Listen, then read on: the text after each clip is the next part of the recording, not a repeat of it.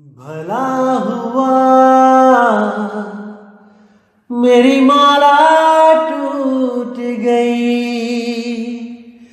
मैं राम भजन से छूटी। भला हुआ मेरी माला टूट गई, मैं राम भजन से छूटी।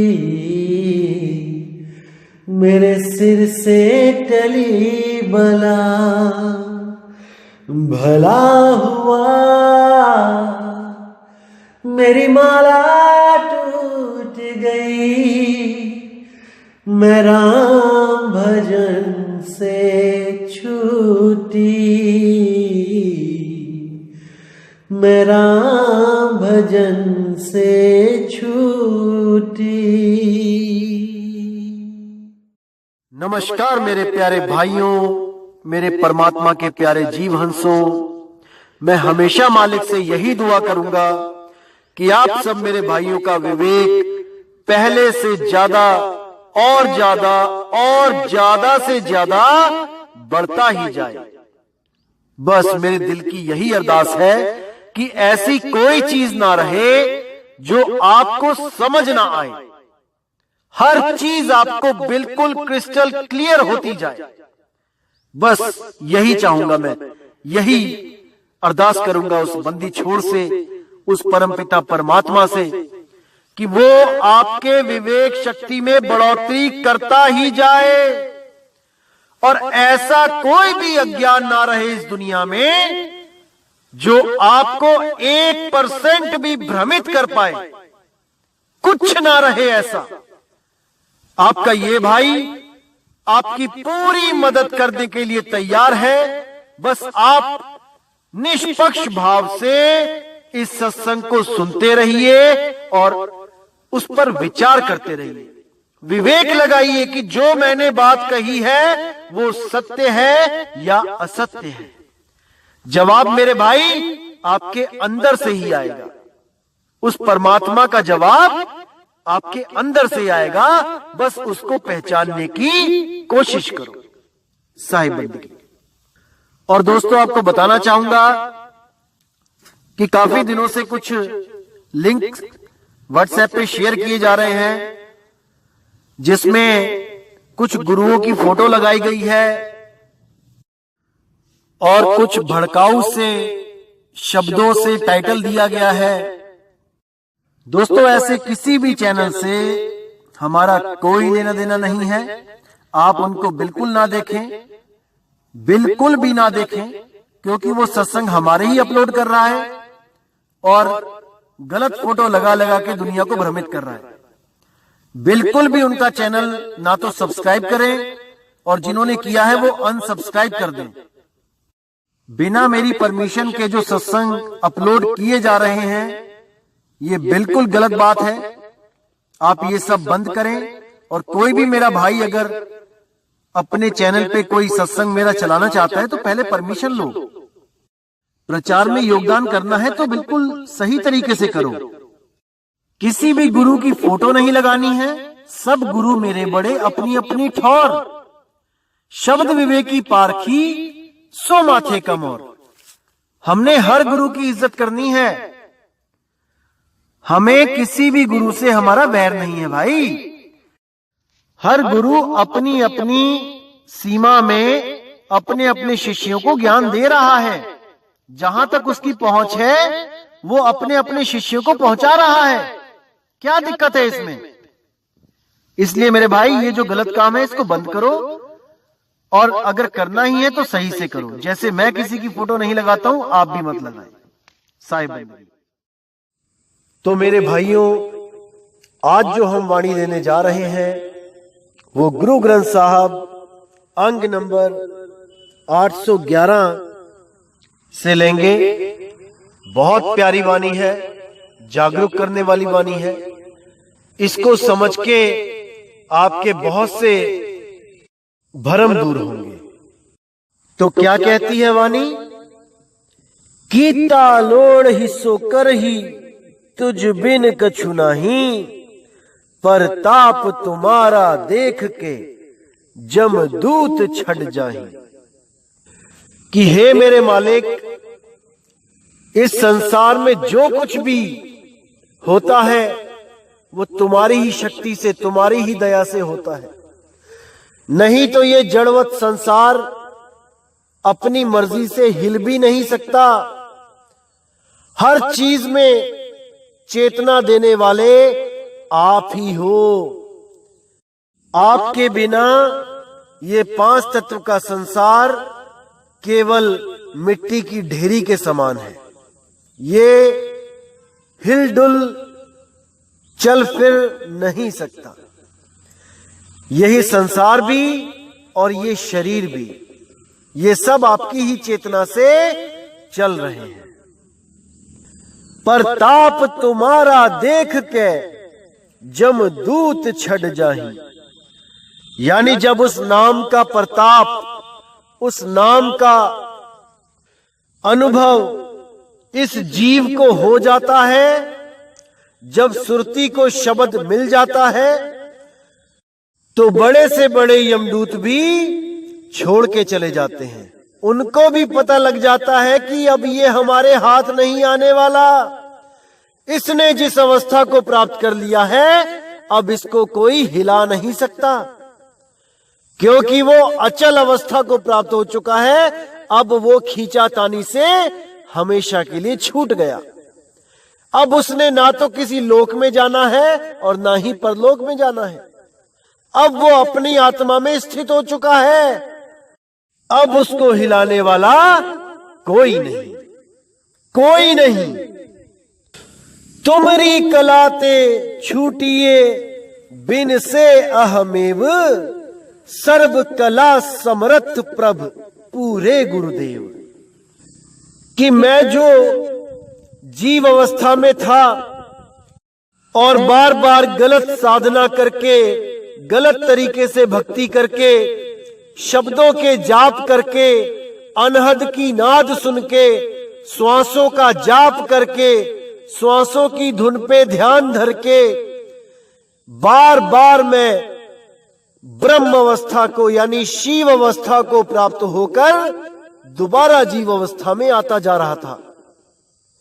लेकिन आपकी ऐसी दया हुई कि मेरा अहमेव यानी मेरा अहंकार, मेरी शिव अवस्था, अहम ब्रह्मस्मि, मैं ही ब्रह्म हूं, मेरी इस अवस्था को छुड़वा दिया, खत्म कर दिया। कैसे? पीव अवस्था को प्राप्त करवा के, शुद्ध चैतन्य आत्म स्वरूप को प्राप्त करवा के।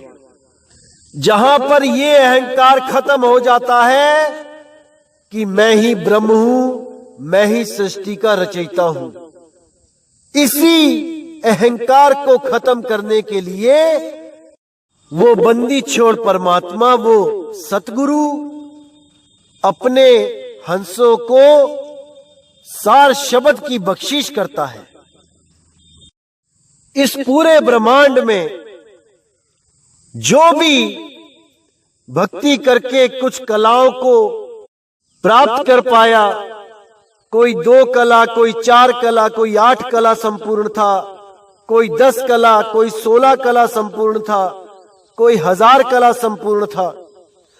लेकिन परमात्मा के लिए बोला तू अनंत कलाओं का मालिक है, तेरे सामने किसी की कोई कला नहीं चलती, तुम पूरे गुरुदेव हो, तुम पूर्ण परमात्मा हो, तुम बंदी छोड़ हो, सर्व कला समर्थ प्रभु पूरे गुरुदेव। तुम ही पूर्ण गुरुदेव हो, तुम ही वो मालिक हो। तुम्हारी बराबरी कोई गर्भ से आया हुआ गुरु नहीं कर सकता। अगर कोई गुरु आपकी बराबरी करना भी चाहेगा तो उसका सर्वनाश हो जाएगा। इसीलिए साहेब ने बोला, कबीरा स्वामी कोई नहीं, स्वामी सिरजनहार, स्वामी बनके जो फिरे बहुत सहेगा मार।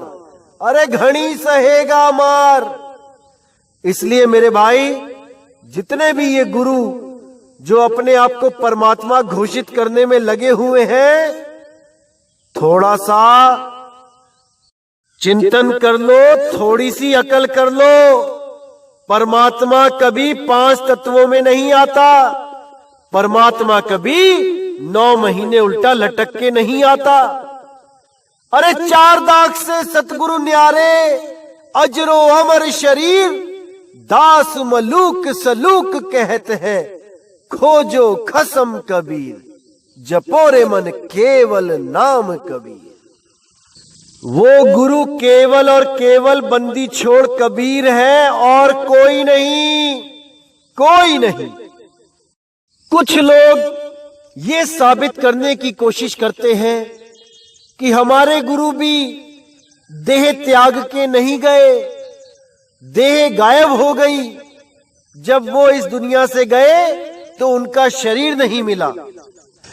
और कई लोग तो यहां तक भ्रमित करने में लगे हैं कि जो भगत हुए हैं, जैसे मीराबाई हुई है, रविदास जी महाराज हुए हैं, बाबा नानक हुए हैं, उनका भी शरीर नहीं मिला।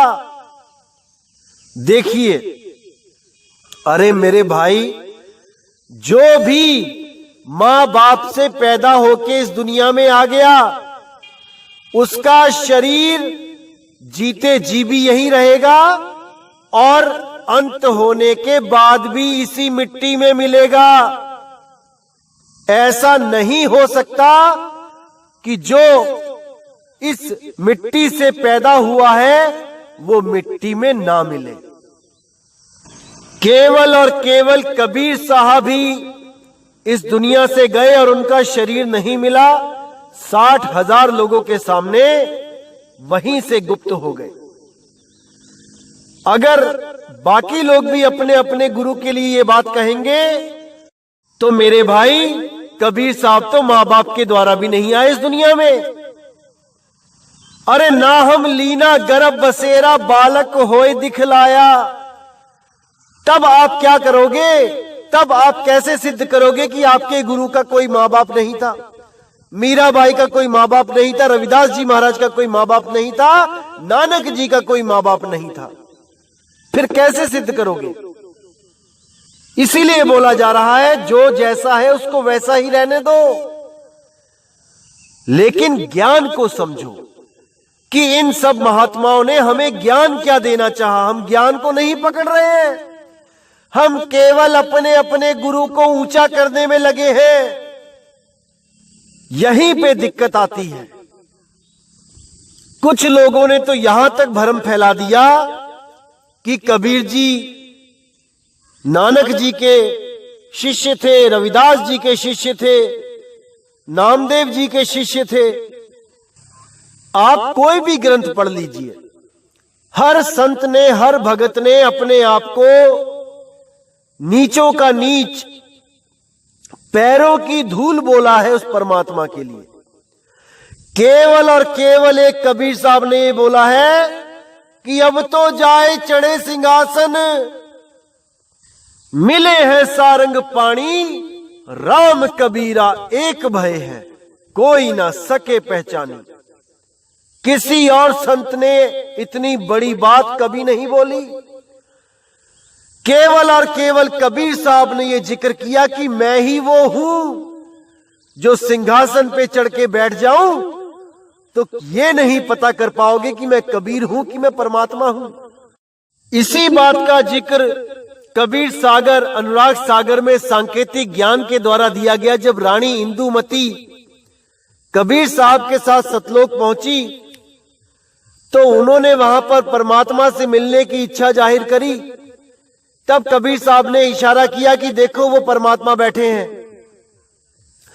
तो जब रानी इंदुमती ने परमात्मा की तरफ देखा और कबीर साहब की तरफ देखा तो हैरान रह गई कि वो दोनों एक ही थे। वो पहचान ही नहीं पाई कि सिंहासन पे कबीर साहब बैठे हैं कि या ये जो मुझे लेके आए हैं ये परमात्मा है। वो पहचान ही नहीं पाई। ये केवल सांकेतिक ज्ञान था कि जिस विदेही स्वरूप के बारे में हम ज्ञान दे रहे हैं वो स्वयं बंदी छोड़ कबीर है। उसी विदेह स्वरूप को विदेह गुरु, शब्द गुरु, कबीर गुरु बोला जाता है। वो एक ही है। जो ज्ञान आपको दिया जा रहा है वही असली स्वरूप है कबीर साहब का, ना कि ये पंच तत्व देह रूप जो फोटो बनाई जाती है। ये कबीर साहब का स्वरूप नहीं है भाई, ये वो स्वरूप नहीं है। कबीर साहब का स्वरूप शब्द स्वरूप है। अरे हम है शब्द, शब्द हम माही, हमसे भिन्न और कछु नहीं। कि मेरा स्वरूप शब्द स्वरूप है। अब जो अज्ञानी जीव है, जो अज्ञानी गुरु है, उनसे मैं पूछना चाहूंगा कि कौन सी भाषा का शब्द है कबीर साहब का स्वरूप। क्योंकि आप लोग तो शब्द को केवल और केवल मंत्र मानते हो ना भाई, कि शब्द का मतलब होता है मंत्र। गुरु शब्द देता है जपने के लिए, मंत्र देता है जपने के लिए। तो कबीर साहब कौन सा मंत्र है? इसीलिए बोलता हूं भाई, गुरु बनने से पहले पूर्ण ज्ञान को समझ लो। क्या है वाणियों के अर्थ, क्या रास्ता दिखाती है वाणियां, क्या साधना बताती है वाणियां, उसको समझ लो फिर गुरु बनो। नहीं तो गलत साधना देने का जो पाप है, उन जीवों का जो नाश होगा, उसका हिसाब आपको देना पड़ेगा। कोई गुरु नहीं बच सकता। जीवों को गलत साधना देके उनका जीवन सत्यानाश करके कोई गुरु नहीं बच सकता। सबको फल भोगना ही पड़ेगा। कबीरा झूठे गुरु अजगर बने, 184 माही सारे शिष्य चींटी बने, तन नोच नोच कर खाही। ये जितनी लाखों करोड़ों की संगत जो बना के बैठ चुके हैं, ये अधूरे गुरु जो लोगों को भ्रमित कर चुके हैं, ये लोग 184 में जाके अजगर बनेंगे और इन्हीं के ही शिष्य लाखों करोड़ों की संख्या में चींटी बन के इनको तोड़ तोड़ के खाएंगे और यही कहेंगे कि तेरी वजह से हमारा अनमोल जन्म नष्ट हो गया, अब तेरी खैर नहीं। जितनी सेवा अभी करवा रहे हो उससे लाख गुना ज्यादा कष्ट सहना पड़ेगा। अभी सुधर जाओ, संभल जाओ, विचार कर लो मेरे भाई। और ये लोग जो कबीर साहब की वाणियों में सोहंग दिखा दिखा कर, सोहंग का मंत्र जपवा जपवा कर, सोहम श्वासों की धुन पर ध्यान धरवा धरवा कर जीवों का अनमोल जन्म, मनुष्य जन्म नष्ट कर रहे हैं, तुम लोग भी सुधर जाओ, संभल जाओ, विचार कर लो कि वाणी क्या कह रही है। कभी सोहम को तोड़ तोड़ के जपने की बात करते हो, कभी सोहम को कहते हो कि सोहम यानी मैं और वो यानी वो और मैं एक ही हैं। अरे क्यों भरमाते हो लोगों को मेरे भाई?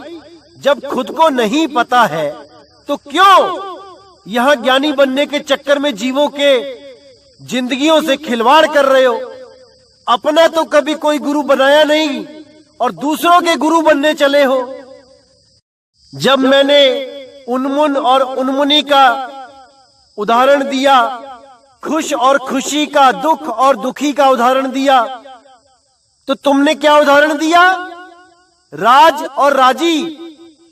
किसी ने सच ही बोला है, भैंस के आगे कितनी बीन बजा लो उसको समझ नहीं आ सकता, वो नाचेगी नहीं। अरे कम अकल इंसान, राज शब्द संस्कृत और देवनागरी भाषा का है ये शब्द, और राजी शब्द उर्दू भाषा का है। कौन सा शब्द कौन सी भाषा का है इतना तक तो ज्ञान नहीं है, और चले हैं कबीर साहब के ज्ञान को समझने, वो भी बिना गुरु के। पोथी पढ़ पढ़ के ज्ञानी बनने चले हैं। शर्म आनी चाहिए आप जैसे लोगों को। लेकिन जितना मर्जी जोर लगा ले मेरे भाई, इतना विवेक दे दिया जाएगा इन हंसों को कि इनको भ्रमित करने वाला इस अखिल ब्रह्मांड में कोई पैदा नहीं हो पाएगा। इतना समझ लो तुम लोग। आज तक तुम लोग इन भोले भाले जीवों को केवल इसीलिए भ्रमित करते रहे क्योंकि इनके पास विवेक शक्ति नहीं थी। अब परमात्मा की दया से इनको इतना विवेक दिया जाएगा कि ये तुम्हारे ओम सोहम मंत्रों को छोड़कर उस सार नाम की, उस सार शब्द की खोज करेंगे और एक दिन जीते जी मुक्त अवस्था को प्राप्त करेंगे। यही आपके अज्ञान पे एक करारा तमाचा होगा। जितना अज्ञान आप लोगों ने इन लोग को समझाया है आज तक, यही उस अज्ञान को खत्म करके ज्ञान की तरफ बढ़ेंगे, उस सही रास्ते की तरफ बढ़ेंगे और अज्ञान और ज्ञान से परे उस निज अवस्था को, उस निज नाम को प्राप्त करके हमेशा के लिए मुक्त हो जाएंगे। तो आगे कहते हैं, खोजत खोजत खोजिया ना मैं बिन कूर, जीवन सुख सब साध संग प्रभ मनसा पूर। कि उस परमात्मा के नाम को मैं खोजता खोजता खोजता उसको प्राप्त कर ही लिया और प्राप्त करने के बाद मुझे समझ में आया कि उस नाम के बिना सब कूर, यानी सब मिथ्या है, कूड़ा है। जीवन सुख सब साध संग प्रभ मनसा पूर, यानी जीवन की जो असली खुशी थी, जितनी मेरी मंशाएं थी, वो सब पूरी हो गई जब मुझे साध संगत मिल गई, जब मुझे सतगुरु का साथ मिल गया जिसने मुझे सार भेद बता के मेरी सुरती को उस शब्द से जोड़ दिया, मुझे इस लायक बनाया कि मैं उसका सिमरण कर पाऊं। नहीं तो मैं पता नहीं किन किन नामों का सिमरण करता हुआ 84 में ही जा रहा था। जित जित लावहु तित तित लगही सियानप सब जाली, जत कत तुम भरपूर है मेरे दीन दयाली। यानी जहां जहां तुमने किसी को लगाना है वो वहीं लगता है। जिसको दया करके आपने नाम देना है वही नाम प्राप्त कर सकता है, अन्यथा कोई नहीं। लेकिन इस ज्ञान को वही समझ सकता है जो अपना सियानपा जला दे, जो अपनी चतुर चालाकी खत्म कर दे, जो अपने मन के कहे चलना बंद कर दे। क्योंकि बहुत से ऐसे लोग होते हैं जो सतगुरु की शरण में तो आ जाते हैं, लेकिन अपने सियानपे को, अपनी चालाकी, अपनी चतुराई को खत्म नहीं कर पाते। गुरु कुछ कह रहा है और वो कुछ और कह रहे हैं। गुरु कुछ समझाना चाहता है और वो कुछ और समझ के बैठ जाते हैं। यहां तक कि गुरु के वचन पर भी नहीं चलते, गुरु को भी गलत सिद्ध करने में लग जाते हैं। ऐसे ऐसे लोग भी इस दुनिया में होते हैं। बाहर के आश्रमों की बात क्या करूं, हमारे आश्रम में भी ऐसे ऐसे लोग बैठे हैं जो गुरु के कहे पे भी नहीं चलते हैं। खुद तो भ्रमित है, लोगों को भी भ्रमित करने में लगे रहते हैं। तो ये झगड़ा तो हर जगह चल रहा है मेरे भाई। लेकिन परमात्मा तब मिलेगा जब अपने अहंकार को त्याग के, अपनी कथनी को त्याग के, गुरु की कथनी पे विश्वास करके एक मत होके जब साधना पे बैठोगे, वो परमात्मा तब मिलेगा। जत कत तुम भरपूर हो मेरे दीन दयाली, यानी हर घट में तुम्हारा वास है, तुम पूर्ण हो, हर घट में तुम पूर्ण हो। तो मदन साहिब भी कहते हैं, शब्द स्वरूपी ज्ञानमय दया सिंधु मत धीर, मदन सकल घट पूर्ण है करता सत्य कबीर। वो सत्य कबीर हर घट में पूर्ण है, बस उसको प्राप्त करने के लिए अपनी बुद्धि को त्याग के गुरु के वचन पे चलना पड़ता है, तभी वो प्राप्त होता है, अन्यथा कदापि नहीं, कदापि नहीं हो सकता। अब कहते हैं, सब कुछ तुम ते मांगना वडभागी पाए, नानक की अरदास प्रभ जीवा गुण गाए। कि अब मुझे जो कुछ भी चाहिए मैं केवल तुमसे मांगता हूं, तुम्हारे अलावा अब और कोई नहीं है जो मुझे कुछ दे सके। क्योंकि मुझे दुनिया की चीजें नहीं चाहिए, मुझे कार मोटर बंगले गाड़ियां नहीं चाहिए, मुझे केवल और केवल मुक्ति चाहिए। और मुक्ति देने वाला इस दुनिया में और कोई नहीं शब्द गुरु के अलावा, उस बंदी छोड़ के अलावा और कोई मुक्ति का दाता है ही नहीं। अब बहुत से ऐसे लोग हैं जो गुरु को भी धारण केवल इसलिए करते हैं कि मेरी दुकान चल पड़े, मेरा मकान बन जाए, मुझे नौकरी मिल जाए, मेरे अच्छे अच्छे दिन आ जाएं। बस इसी दुविधा में हर जीव किसी न किसी अधूरे गुरु की शरण में चला जाता है और अपना जन्म बर्बाद कर देता है। वो ये विचार नहीं करता कि जिसने तुझे पैदा किया है उसने तेरी किस्मत भी तेरे साथ लिख के भेजी है। भाई, तुझे भी हर चीज मिलेगी, तेरे कर्मों के अनुसार जो तूने किया है वो तुझे मिलेगा। तिल घटे नहीं मसा बढ़े नहीं, जो किया है वो मिलेगा।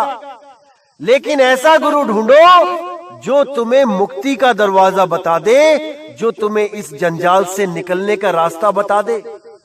ये सुख और दुख तो आते रहेंगे। अरे यहां बड़े बड़े गुरु दुखी हुए पड़े हैं, जेलों में धक्के खा रहे हैं, खाने को अच्छी रोटी नहीं मिल रही, सोने को बिस्तर नहीं मिल रहा। तुम किस गलतफहमी में उन गुरुओं की शरण में जा रहे हो जिनकी अपनी हालत खराब है। अरे तुमको कौन सा सुख दे देंगे वो, जिनको अपने को सुख नहीं मिल रहा, जो 36 वकील करने के बाद भी जमानत नहीं ले पा रहे हैं सरकार से। वो तुम्हें क्या सुख देंगे, भक्ति देंगे, मुक्ति देंगे? अभी भी होश कर लो मेरे भाई। सुख दुख कर्मों के अनुसार मिलता है, लेकिन मोक्ष मुक्ति केवल परमात्मा की दया से मिलती है, उस बंदी छोड़ की दया से मिलती है।